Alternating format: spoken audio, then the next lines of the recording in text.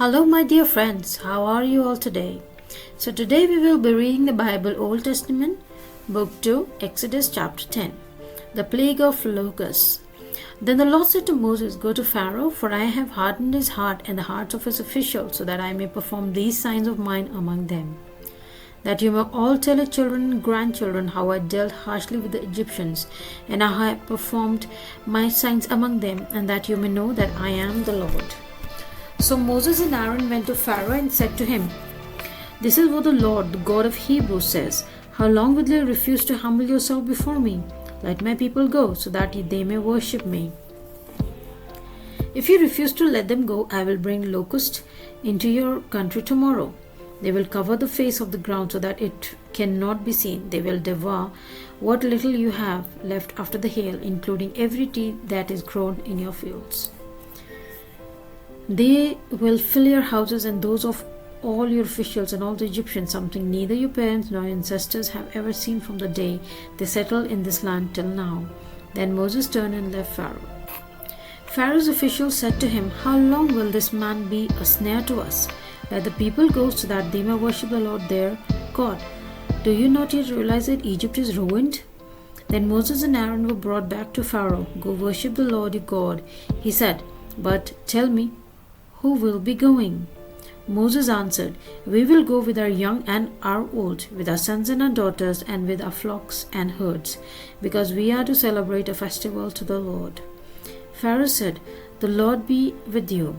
If I let you go along with the women and children, clearly you are bent on evil.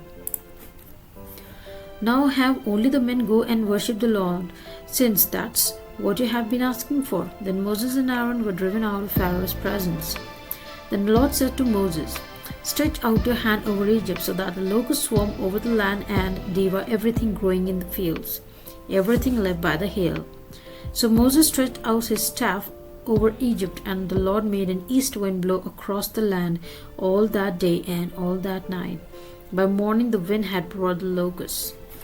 They invaded all Egypt and settled down in every area of the country in great numbers. Never before had there been such a plague of locusts. Now will there be ever again.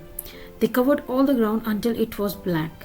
They devoured all that was left after the hail, everything growing in the fields and the fruit on the trees. Nothing green remained on tree or plant in all the land of Egypt.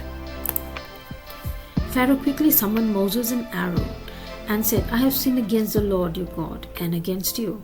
Now forgive my sin once more and pray to the Lord your God to take this deadly plague away from me. Moses then left Pharaoh and prayed to the Lord.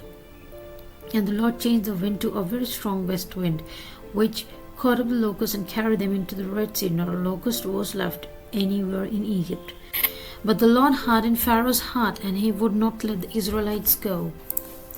The plague of darkness. Then the Lord said to Moses, Stretch out your hand toward the sky, so that darkness spreads over Egypt, darkness that can be felt. So Moses stretched out his hand toward the sky, and total darkness covered all Egypt for 3 days.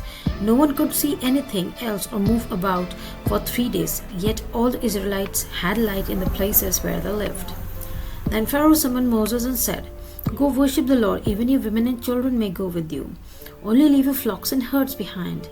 But Moses said, You must follow us to have sacrifices and burnt offerings to present to the Lord our God. Our livestock too must go with us, not a hoof is to be left behind.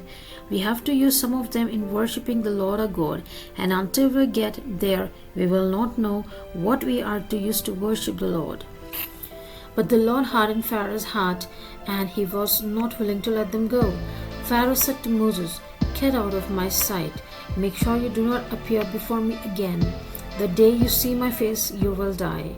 Just as you say, Moses replied, I will never appear before you again. So this is the end of the chapter. We will continue in the next video. Kindly like, share and subscribe. Press the bell icon so that you may get notification of the next chapter uploaded. Take care. Bye-bye.